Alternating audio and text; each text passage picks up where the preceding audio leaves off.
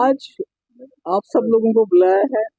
यकीन मानिए मुझे बहुत तकलीफ हो रही है जो इस वक्त हुआ, आज जो हुआ, जो नज़ारा जम्मू कश्मीर के बिलखुसूस यहाँ के कश्मीर के लोगों ने देखा, वो दिल को दहलाने वाला था, तकलीफ दे था। जैसा आप जानते हैं कि पूरे मुल्क के अंदर इस वक्त जो माइनॉरिटीज़ हैं, खासकर मुसलमान जो हैं, वो बहुत मुसीबत में है, बहुत तकलीफ में है। मेरे ख्याल में मेरे पास अल्फाज नहीं है वो बयान करने के लिए। अभी कुछ दिन पहले आपने भी सुना होगा, मुजफ्फरनगर में कुछ मुसलमान मस्जिद में नमाज पढ़ने गए और उनके इस पे बाजू पे ब्लैक बैंड्स थे, तो उनको 2 लाख का जुर्माना किया गया। उन्होंने कोई नारा नहीं लगाया। तो ये हमारे मुल्क के हालात हैं, मुसलमानों के हालात हैं।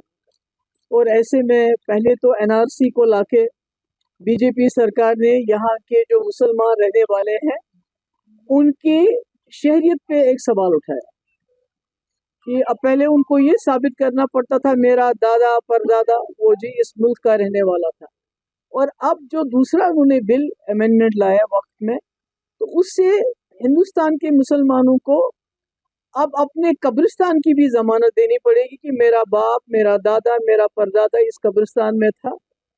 तो जो हम देख रहे हैं कि कब्रिस्तान हो, पहले तो मकान मुसलमानों के बुलडोज किए गए, दुकानें उनकी बंद की गई, उनको लिंच किया गया। अब जब उससे भी दिल नहीं भरा तो अब उनकी जो वक्फ की जो अल्लाह ताला के उसमें वक्फ किया जाता है, जिसमें कुछ गरीबों के स्कूल चलते थे, मस्जिदें हैं, दूसरे किस्म की प्रॉपर्टीज हैं, जिससे इस मुल्क के मुसलमानों को एक सहारा था, उसको भी उनसे छीना गया।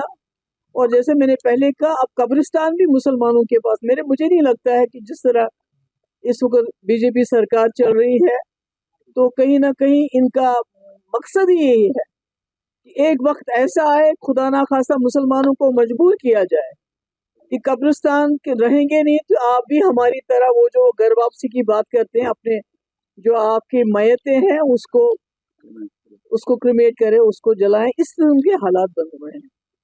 तो ऐसे में ये उम्मीद की जाती थी जो हमारे मुल्क के मुसलमान हैं वो तो बेकस हैं, बेबस हैं, लाचार हैं, माइनॉरिटी में हैं। मगर जम्मू कश्मीर एक मुस्लिम मेजॉरिटी स्टेट, सबसे ज्यादा सेकुलर स्टेट, यहाँ की लीडरशिप से उम्मीद थी, यहाँ की सरकार से उम्मीद थी कि पहले तो वो बहुत ही वोकली इस बिल की मुखालफत करेंगे, उसके बाद सबसे पहले सुप्रीम कोर्ट में ये लोग चले जाएंगे, और उसके अलावा जम्मू कश्मीर की असेंबली में आज सबसे पहला ये बात आएगी, रेजोल्यूशन आएगी, जिस तरह ये वहीद परा साहब ने एक रेजोल्यूशन लाया था कि हमारे वजीर आला जिनको लोगों ने यहाँ भरपूर ताउन दिया, और उन्होंने वोट भी इसीलिए मांगा कि बीजेपी के एजेंडे को रोकना है।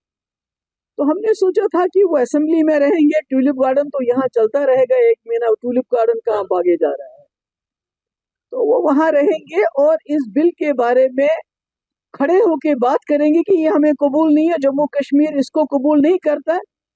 बल्कि मैं तो कहती हूँ फारूक साहब जो इस वक्त मुल्क के बड़े जो कदावर लीडरों में से हैं, उनको तो सारे मुल्क की लीडरशिप को बुलाना चाहिए था। हमें भी बोलते, हम भी जब दिल्ली जाके वहाँ जंतर मंतर या कहीं पर हम वहाँ धरना देते, हम मुखालफत करते हैं इसकी। मगर वो करने के बजाय शेर कश्मीर शेख अब्दुल्ला साहब के साहबजादे, उनके नवासे उस मिनिस्टर के आगे पीछे घूम रहे थे आज, वो भी ट्यूलिप गार्डन में, जिसने मुसलमानों की गर्दन पे ये तलवार रखने का काम किया। मेरे पास अल्फाज नहीं आए, वेरी अनॉयड, मुझे बहुत गुस्सा आ रहा है। मैं बहुत मुश्किल से अपनी जबान पे और अपने अल्फाज पे कंट्रोल कर रही हूँ, क्योंकि आज पूरे मुल्क के मुसलमान, उनका दिल भी दुखा होगा जब उन्होंने देखा होगा कि यहाँ ट्यूलिप गार्डन में शेर कश्मीर जिन्होंने इस मुल्क का इल्हाक किया इस हिंदुस्तान के साथ, एक मुस्लिम मेजॉरिटी स्टेट का इल्हाक किया, आज वो हाथ में हाथ डाले उस मिनिस्टर के साथ घूम रहे हैं जिसने वक्फ का ये जो काला कानून जो लाया, जिससे हमारे कब्रिस्तान पे भी हमारा हक खत्म हुआ। जिंदगी तो बर्बाद कर दी इन्होंने। मगर हमारे कब्रिस्तान तक हमसे छीनना चाहते हैं। तो मुझे बहुत अफसोस है, यहाँ के लोगों ने 50 सीटें दी,